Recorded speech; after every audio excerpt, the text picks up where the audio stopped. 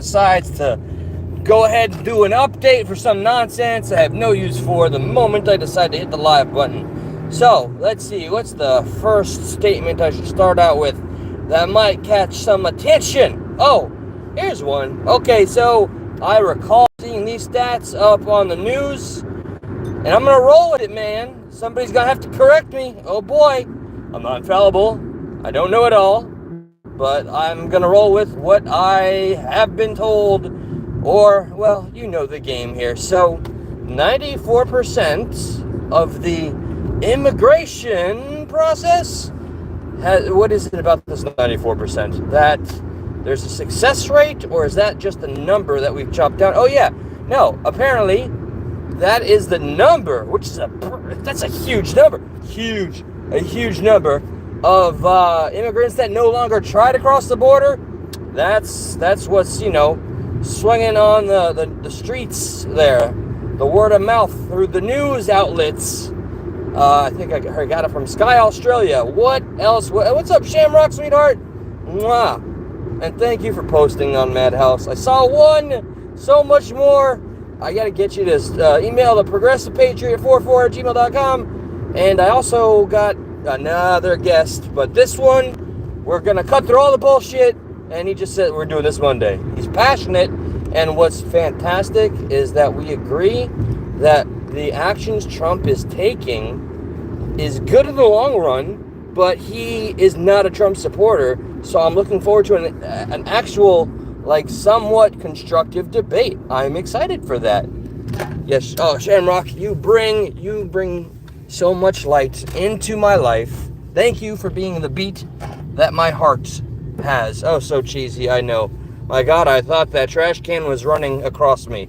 So, here's the one thing that the Democrats and the detractors, the people that, hate Trump, have been really harping on. And you know what? If I was this particular person and or his family members, I would be equally pissed off. But the sheer pandering and fake outrage we're getting regarding this, okay?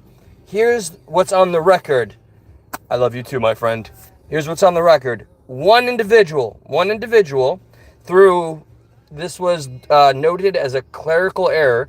Big deal, once again, if you continue to look at it as being the individual who had to suffer as a result of this bureaucratic whatever, document or paperwork issue. So one of the people that were sent with the other known gang members to Honduras was actually a U.S. citizen. So, I'm looking at it like this. First, I'm like, devastating, terrible. They're going to get a fat paycheck when they sue. But also, that here's the other side. Wow, all of those people that we have managed to get deported out of here who were illegal and or had a criminal record, one, that's not bad. I know, that sounds so cold-hearted. Trust me, I do all I can. I have done all I can, as much as any of you can possibly do. Tell me what more you can do. Go ahead and find the man's name. You can Google it, find it. Yes, you can expect him to sue when he gets back. The last I heard on the news report is that apparently the Trump administration, they don't want him back. There's got to be something to it, something more there. I don't know if that's for the optics. I don't know if that's them not admitting that they messed up. However, that does not change the fact that, to me, one mistake, one person out of now the 94% of illegal immigrants are afraid because there's actual consequences. I don't think it's really that bad. I mean, yeah, this is cold-blooded when you look at it in an individual perspective and you make yourself, you put yourself in those shoes, in that family. Gut-wrenching. Terrible. I don't know much about the guy.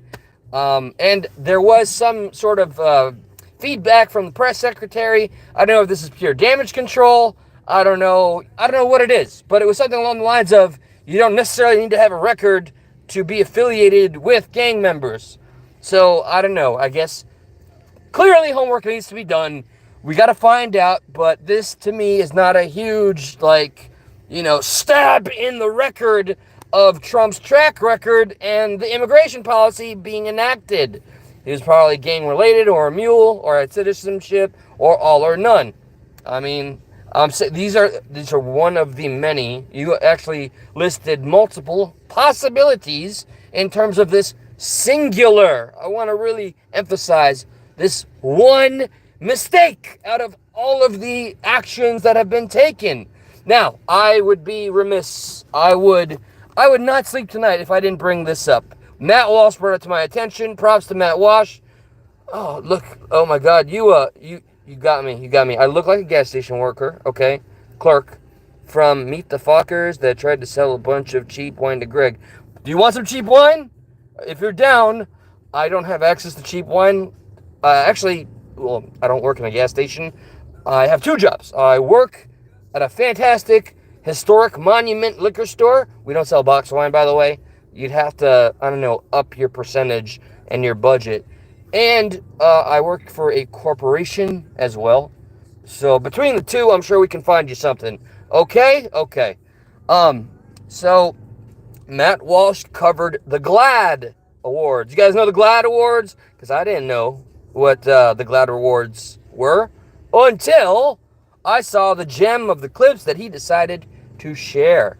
So, all right, it screams cult. I understand what the attempt is here, to get a bunch of people that have struggled with their identity and coming out, even though it's 2025 and all you got to do is make a TikTok and dress up in any clothes you want and say they, them, you're pansexual, asexual, I identify as a transformer that poops babies out, so, whatever.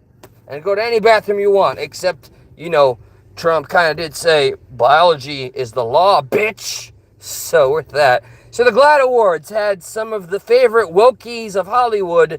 And what's her name? The woman that played the Wicked Witch of the West, who got really, really butthurt because somebody randomly on the internet made the poster of her look better. And she's like, don't you mess with my image. That is mine. My body, my choice. Now when you're a public figure and you're a freaking file of an image, people can do whatever the hell they want with you. Them's the facts. I've been through it too. Deal with it, hun. You're a millionaire, if not a billionaire. So she made this grandiose speech. People clapped. And she said, she emphasized everybody in this room, and I quote, everybody in this room is special because we are other. We are better. We are more than something else. And she said, they, them pronouns existed since the dawn of time, and that they have to fight for their recognition, and blah, blah, blah, and that they need the invisible people that walk through the invisible path, need lanterns lit. A bunch of gobbledygook. Whoever wrote it, I'm going to steal this one from Matt Walsh. Sounds like they were just done having a ketamine trip with Kamala Harris. Kamala Harris ketamine. Well, that would be some terrible shit right there. So, the big kumbaya, yada yada, the closing of this little cult was pretty astounding and hilarious. This dude literally, at the GLAAD Awards, said, everybody, I want you to get up, put your arms around yourself, like so, hug yourself real tight, and I want you to scream, I love myself. So at first, they all did it awkwardly. He's like, say it like you're at the damn GLAAD Awards. And then they all, in tow, I love myself. Yeah, all right. So basically, that was a big circle jerk of reminding or telling each other the lie that they are better than anybody and everybody else because they are more special. They are more than whatever an average human is. They are they. They are two people in one, and they are empowered, and they're going to take over or win the invisible war. Well, we know the war of narratives that's being fought, and right now, by God, I am glad Trump's president. So, with that being said, hey, Don Shaw, holy crap. Don Shaw, I haven't seen you in a minute. We got to catch up, all right? That's all I got to say. I saw some information on one of your pages. I wish you and your family well. So anyway, okay, I'm gonna close it down. How have you been? Yeah, see, Don, you have been MIA. I've been trying to go live once every day of the week. That's my goal. So this covers the daytime I missed. I went on twice last night. The next is I'm getting a call from somebody. Oh man. All right, this is a good time to say good night. Take care. All right. Shit, I don't know how to turn it off. I'm freaking out, man. Okay, here we go.